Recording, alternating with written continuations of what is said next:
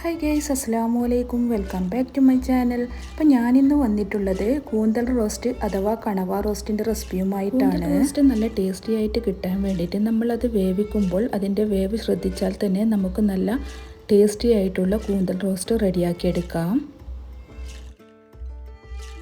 ഇതിനു വേണ്ടി ഞാനിവിടെ എടുത്തിട്ടുള്ളത് 1 കിലോ കൂന്തലാണ് എടുത്തിട്ടുള്ളത്. ഇത് നല്ല കഴുകി ക്ലീൻ ചെയ്ത് എടുത്തിട്ടുള്ളതാണ്. അത്യാവശ്യം വലിപ്പമുള്ള കൂന്തൽ തന്നെയാണ് കേട്ടോ ഞാനിവിടെ എടുത്തിട്ടുള്ളത്. ഇനി നമുക്ക് ഈ കൂന്തൽ മുറിച്ചെടുക്കാം. അതിനു വേണ്ടി ഞാനിവിടെ ഒരു കത്രിക ഉപയോഗിച്ച് ഇങ്ങനെ റൗണ്ട് ഷേപ്പിലാണ് മുറിച്ചെടുക്കുന്നത്. നിങ്ങൾക്ക് ഏത് ഷേപ്പിൽ വേണമെങ്കിലും മുറിച്ചെടുക്കാം. കാണാൻ നല്ല ഭംഗിയൊക്കെ വേണമെന്നുള്ളവരാണെങ്കിൽ ഇതുപോലെ ചെയ്തെടുത്താൽ മതി.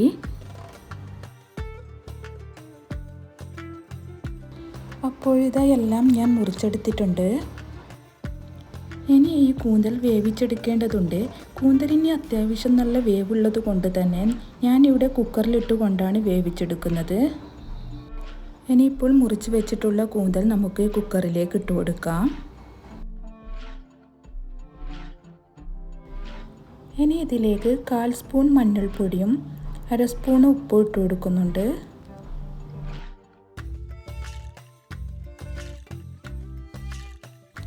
ശേഷം ഇതെല്ലാം കൂടി ഒന്ന് മിക്സാക്കി കൊടുക്കാം.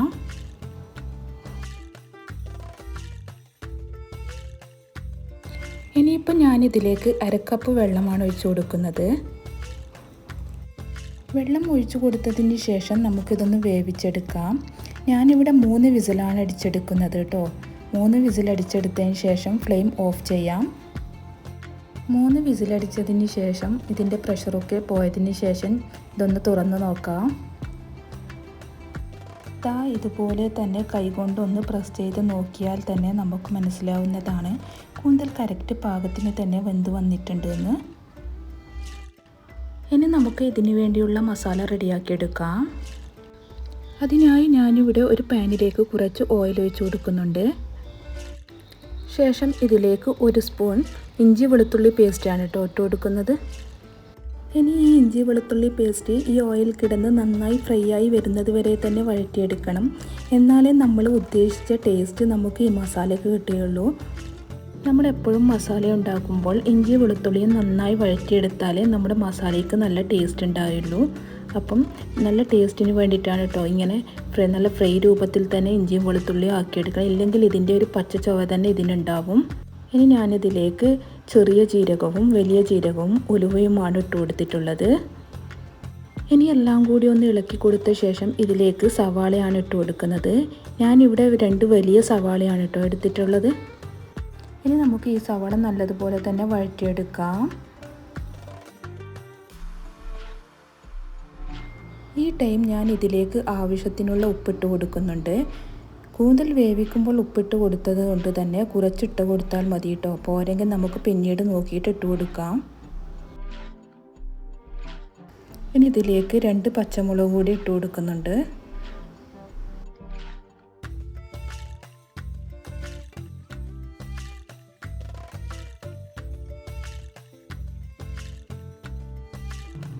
ഇനി ഞാൻ ഈ ടൈം കുറച്ച് കറിവേപ്പില കൂടി ഇട്ട് കൊടുക്കുന്നുണ്ട്.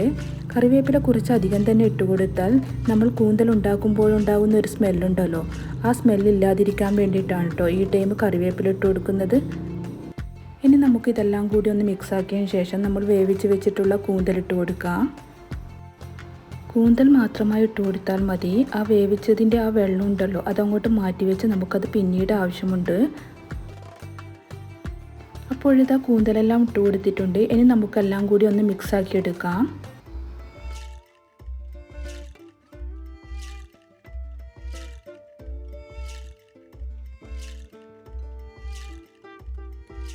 എല്ലാം മിക്സാക്കി എടുത്തതിന് ശേഷം ഇതിലേക്ക് 1 സ്പൂൺ മുളക് പൊടി ഇട്ട് കൊടുക്കാം. ശേഷം എല്ലാം കൂടി നന്നായി ഒന്ന് ഇളക്കി കൊടുക്കാം.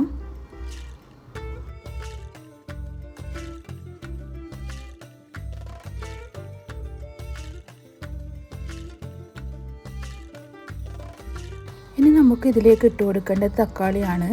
ഞാനിവിടെ 2 തക്കാളിയാണ് എടുത്തിട്ടുള്ളത്.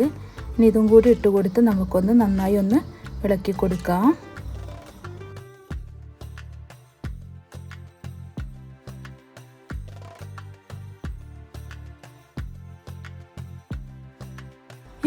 കൂടി ഒന്ന് ഇളക്കി കൊടുത്തതിന് ശേഷം ഫ്ലെയിം ലോയിലാക്കി വെച്ച് നമുക്കിതൊന്ന് മൂടിക്കൊടുത്ത് വേവിച്ചെടുക്കാം. ഇത് മൂടിക്കൊടുത്ത ശേഷം 10 മിനിറ്റ് ആയിട്ടുണ്ട്. ഇനിയിപ്പോൾ ഒന്ന് തുറന്ന് നോക്കി എല്ലാം കൂടി ഒന്ന് നന്നായി ഒന്ന് ഇളക്കി കൊടുക്കാം.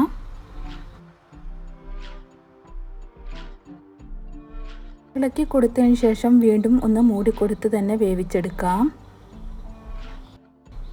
ഇങ്ങനെ മൂടിക്കൊടുത്ത് വേവിച്ചെടുക്കുമ്പോൾ മസാലയെല്ലാം നന്നായിട്ട് കൂന്തലിൽ പിടിച്ചിരിക്കും.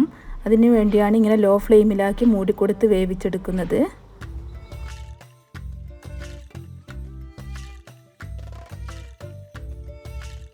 ഇനി ഞാനിതിലേക്ക് 1 സ്പൂൺ സോയാ സോസാണ് ഒഴിച്ചു കൊടുക്കുന്നത്. ഇങ്ങനെ സോയാ സോസ് ഒഴിക്കുമ്പോൾ തന്നെ ഈ മസാലൻ്റെ ടേസ്റ്റ് തന്നെ മാറും. നല്ലൊരു ടേസ്റ്റാണ് കേട്ടോ ഈ മസാലയ്ക്ക് ഉണ്ടാവുക. ഇനി നമുക്ക് ഈ ടൈം ഉപ്പ് നോക്കി കുറവാണെങ്കിൽ കുറച്ച് ഉപ്പിട്ട് കൊടുക്കാം. ഞാനിവിടെ നോക്കിയപ്പോൾ എനിക്ക് കുറച്ച് ഉപ്പ് കുറവായിട്ടാണ് കണ്ടത്. അതുകൊണ്ട് ഞാനിപ്പോൾ കുറച്ച് ഉപ്പിട്ട് കൊടുക്കുന്നുണ്ട്.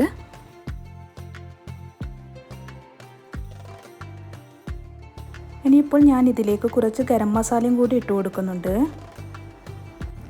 ശേഷം എല്ലാം കൂടി ഒന്ന് മിക്സ് ചെയ്തെടുക്കുന്നുണ്ട്.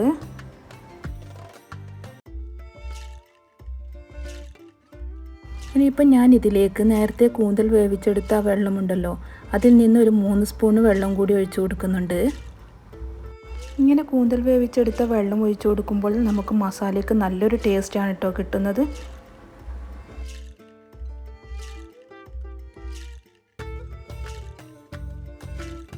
ഇനിയിപ്പോൾ ഞാൻ ഇതിലേക്ക് കുറച്ച് കറിവേപ്പിലയും കൂടി ഇട്ട് കൊടുത്ത് ലോ ഫ്ലെയിമിലാക്കി കുറച്ചും കൂടി ഒന്ന് വറ്റിച്ചെടുക്കുന്നുണ്ട്.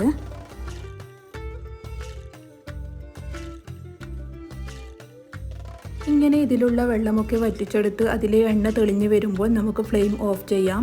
അപ്പോൾ ഇതാ നമ്മുടെ കിടിലം കൂന്തൽ റോസ്റ്റ് ഇവിടെ റെഡി ആയിട്ടുണ്ട്. അടിപൊളി ടേസ്റ്റാണ് കേട്ടോ. നിങ്ങളെല്ലാവരും ഒന്ന് ഇങ്ങനെ ഉണ്ടാക്കി നോക്കിയിട്ട് ഫീഡ്ബാക്ക് അറിയിക്കാൻ മറക്കരുത്. അപ്പോൾ നിങ്ങൾക്കെല്ലാവർക്കും എൻ്റെ വീഡിയോ ഇഷ്ടപ്പെട്ടാൽ like, share and comment. Video ഇതുവരെ സബ്സ്ക്രൈബ് ചെയ്യാതെയാണ് കാണുന്നതെങ്കിൽ പ്ലീസ് ഒന്ന് സബ്സ്ക്രൈബ് ചെയ്യണേ. നെക്സ്റ്റ് പുതിയൊരു വീഡിയോയുമായി വരുന്നവരേക്കും ബൈ. Thank you.